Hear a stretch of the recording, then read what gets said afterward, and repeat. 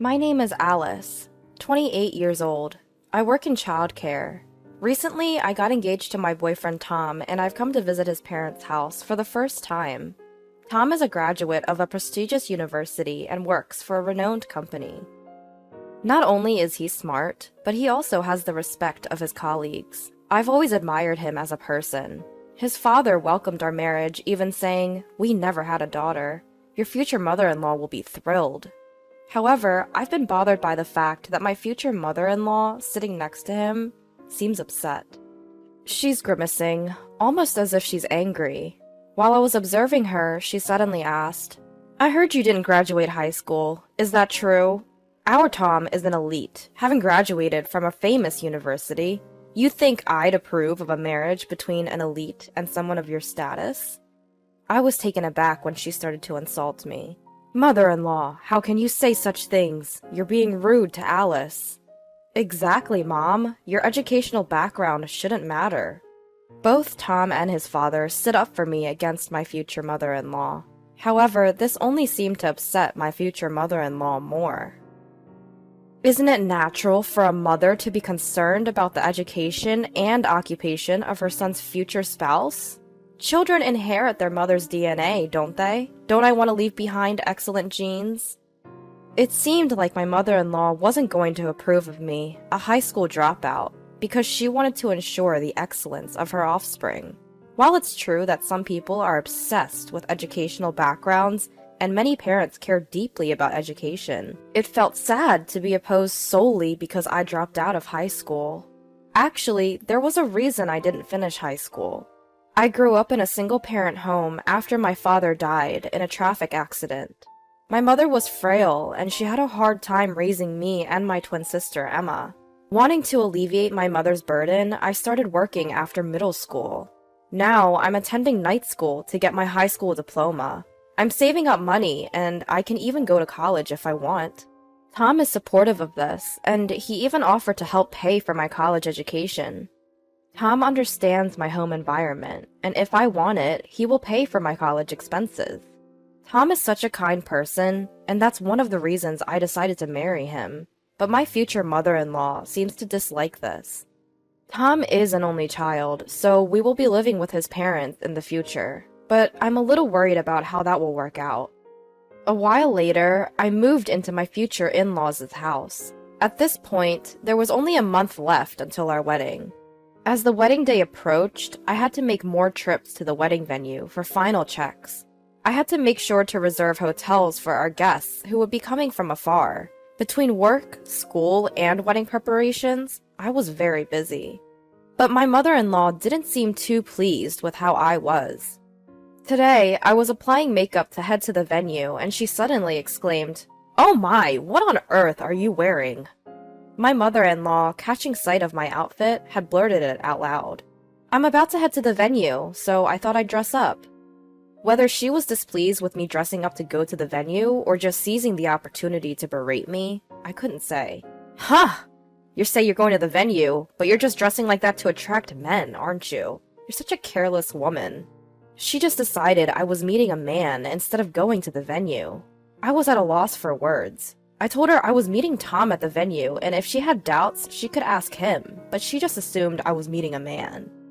Then, the next moment, my mother-in-law did something outrageous. She messed up my carefully styled hair. "Hey, what are you doing, mother-in-law? I spent so much time getting ready. This is terrible." With my hair a mess, I couldn't go out and had to fix it. But seeing my disheveled hair, my mother-in-law cheerfully said, "There's no need to fix it. This hairstyle suits a high school dropout, poor woman like you. You should wear your hair like this for the wedding." Since I was already running late, I quickly fixed my hair and headed to the venue where Tom was waiting. Tom was waiting for me at the entrance of the venue and seemed concerned about my downcast expression. I was torn whether to tell him what happened earlier, but I thought it wasn't good to talk about something so depressing when we were about to discuss the ceremony, so I decided not to tell Tom at that time. One day, when it was almost time for the wedding, my mother-in-law suddenly made this suggestion. "Hey, Alice's mom lives far away, doesn't she? It must be tough for her to come, and she'll have to pay for her hotel. So why doesn't she stay at our house?" Tom and I were both surprised by my mother-in-law's sudden proposal. Indeed, if we could save on hotel costs, my mother would be happy, and it would also facilitate interaction between our families. Tom suggested I ask my mother about mother-in-law's proposal, so I asked her right away. My mother was very pleased with mother-in-law's proposal, and it was decided that my twin sister Emma would also come that day. I initially thought that mother-in-law was making this suggestion out of goodwill, but I could never have imagined the outrageous things she would do next. The day before the wedding, my mother and sister came to stay at my in-laws' house. Seeing my mother and sister, whom I hadn't seen in a long time, made me very happy. I have a particularly close relationship with my sister, and we were so happy to see each other after a long time that we decided to sleep together that night. Emma, who had been drinking, fell asleep right away. No matter what happens, Emma won't wake up once she's like this. Just when I was thinking that, it was getting late and I should get some sleep too. I suddenly felt the door to our room open. As I was wondering what it could be, I heard a loud buzzing sound, followed by the noise of something being shaved. Haha! Now you won't be able to attend tomorrow's ceremony, will you? No need for hair for a poor middle school dropout. The moment I heard that, shocked, I turned on the room lights and said, "Mother-in-law, what are you doing?" The person in the bed suddenly sat up, startling my mother-in-law as well. Huh? Mother-in-law? You're Alice, aren't you? She seemed to have mistaken me for Emma. That's not my hair. We're twins, and our faces really look alike, but it wasn't me whose hair was shaved with clippers. It was my sister Emma. What? No way. Why? Wasn't it Alice? My mother-in-law seemed to be in shock. But Emma, who had apparently drunk too much, was sound asleep. When she wakes up in the morning and realizes her hair has been shaved off, Emma will surely be very angry. Unlike me, Emma has a strong temperament, so it's obvious she'll be furious. What will you do now, mother-in-law? I'm not going to cover for you. Feeling guilty, perhaps, my mother-in-law left the room with a pale face. The next day, Emma looked in the mirror and was shocked and furious to find that she was bald. Our mother, who was present at the scene, also shed tears in shock, and Tom could not hide his disturbance. It's terrible! Who on earth did this? So I revealed everything that had happened yesterday in front of everyone. I was wondering what kind of face my mother-in-law would wake up with this morning, but she wasn't there. According to my father-in-law, she said she was going for an early morning walk and hadn't returned yet. I thought she had run away, so I revealed everything to our relatives and decided to search for mother-in-law. About 30 minutes later, I got a call from a relative saying they had found her in a nearby convenience store, and my father-in-law headed for that store. My mother-in-law, who had no idea she was being searched for, full of excuses as soon as she came home.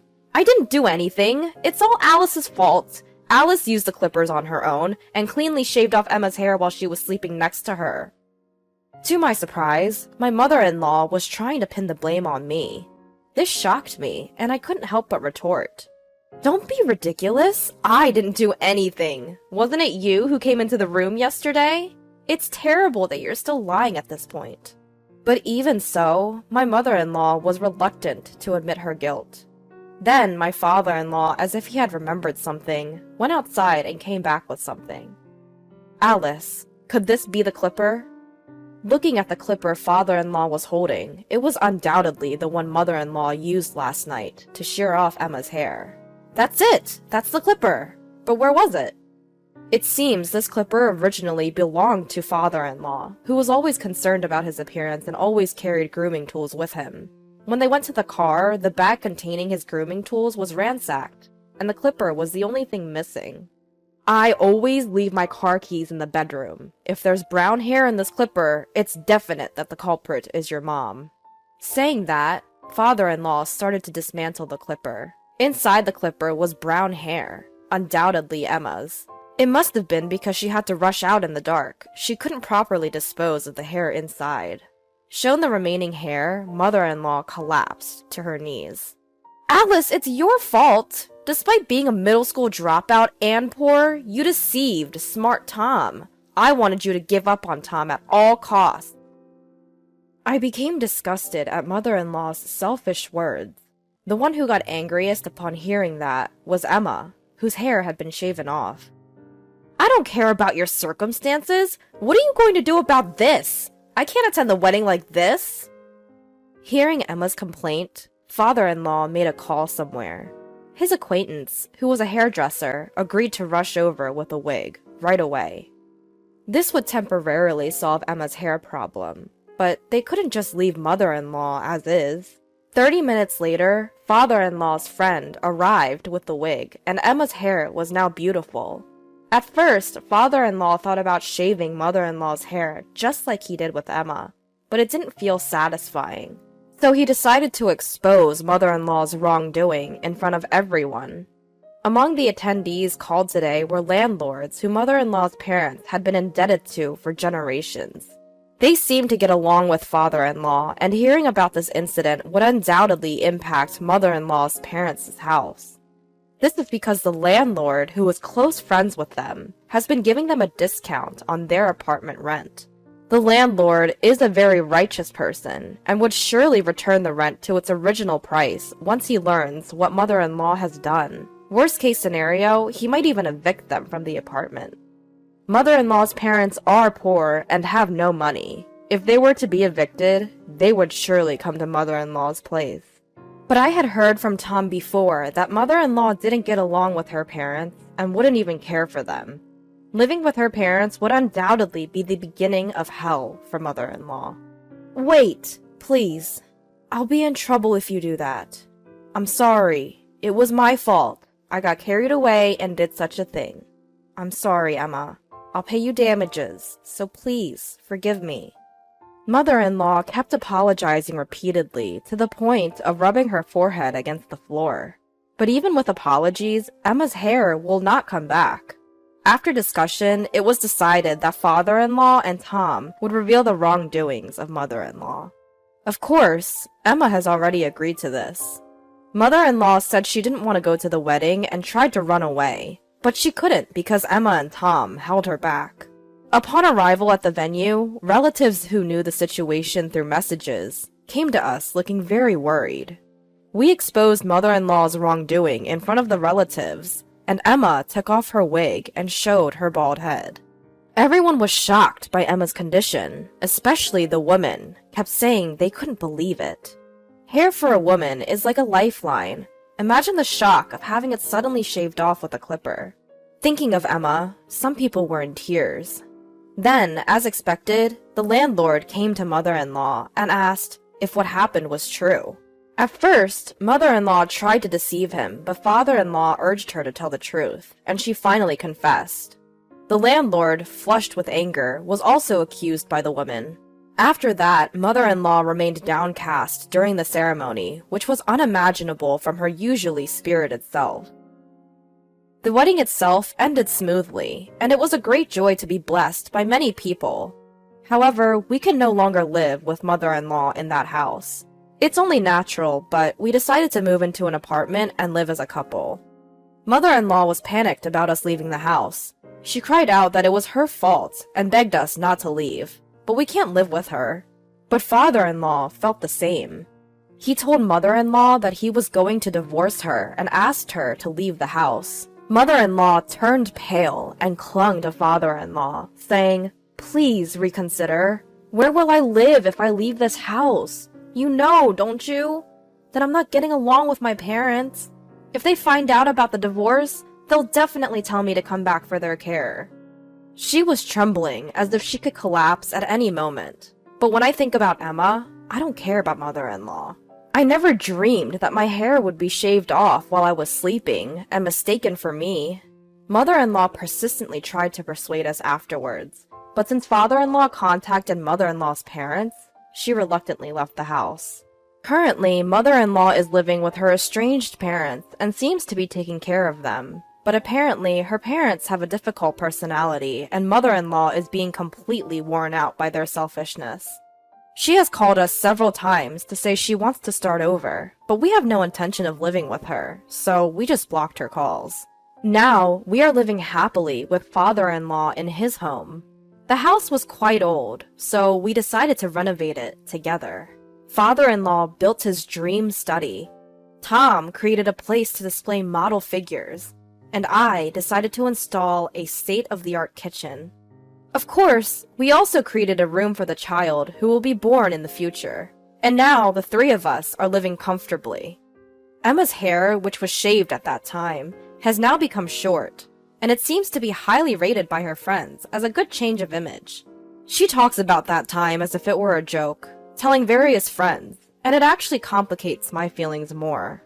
Emma, for her part, occasionally comes over for sleepovers at our family home, and I look forward to that.